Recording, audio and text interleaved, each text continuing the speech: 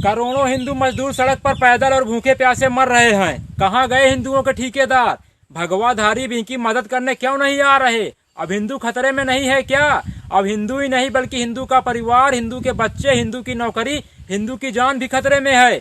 जिस देश के मजदूर हजारों किलोमीटर पैदल चलकर अपने घर जा रहे हो, वहाँ का प्रधानमंत्री आत्मनिर्भरता का भाषण दे, उससे क्या उम्मीद करोगे? आज समझ में आया हमारे पूर्वजों ने 70 साल तक बीजेपी को वोट क्यों नहीं दिया। क्योंकि वो जानते थे इनकी औकात देश चलाने की नहीं बल्कि हिंदू मुसलमान में दंगा कराने की है।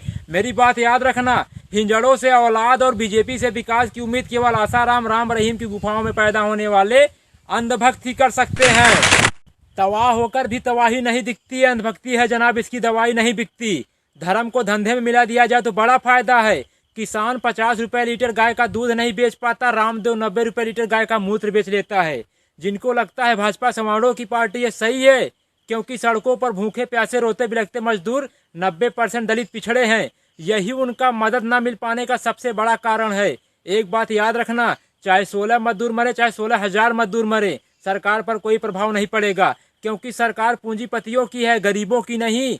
बटन दबाकर उंगली में स्याही देखकर खुश होना ही लोकतंत्र नहीं है। अपने अधिकार के लिए सरकार को उंगली दिखाकर सवाल पूछना भी एक लोकतंत्र है।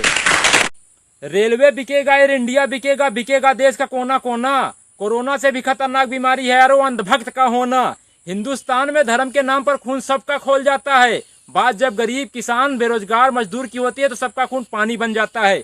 विदेशों से जो उड़ कर आ रहे हैं उनके लिए स्वागत में पोस्टर बैनर लगाए जा रहे हैं, और जो साइकिल से पैदल चलकर आ रहे हैं उनके ऊपर डंडे बरसाए जा रहे हैं। गरीबों की दुर्दशा बता रही हिंदुस्तान में गरीब होना सबसे बड़ा पाप है। एक बात याद रखना, दुनिया का विनाश किस कारण से होगा हमें पता नहीं, मगर हिंदुस्तान के विनाश के कारण घटिया नेता और बिकाऊ पत्रकार होंगे। पति मर जाए लेकिन सौतन विधवा नहीं होनी चाहिए, वही हाल है अंधभक्तों का। देश बर्बाद हो जाए मगर मोदी हटना नहीं चाहिए। हमारा देश बदल रहा है, बुलेट ट्रेन की जगह मजदूर पटरी पर चल रहा है। जब वो जिंदा थे तो 2 रोटी तक देने की सरकार की औकात नहीं, आज मरने के बाद 5 लाख का मुआवजा कौन खाएगा? घर से निकले थे सपना पूरा करने के लिए, किसको पता था घर जाना भी सपना बन जाएगा।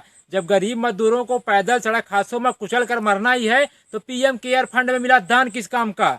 जो सरकार गरीब मजदूरों को घर तक पहुंचाने का ट्रेन का किराया तक ना दे सकी, वो 20 लाख करोड़ का पैकेज क्या देगी? एक बात याद रखना, बिखरेंगे जमी पर तो रमक छोड़ जाएंगे, बिखरेंगे जमी पर तो रमक छोड़ जाएंगे। गरीब है तो क्या हुआ, मरने के बाद भी गरीबी वाली महक छोड़ जाएंगे।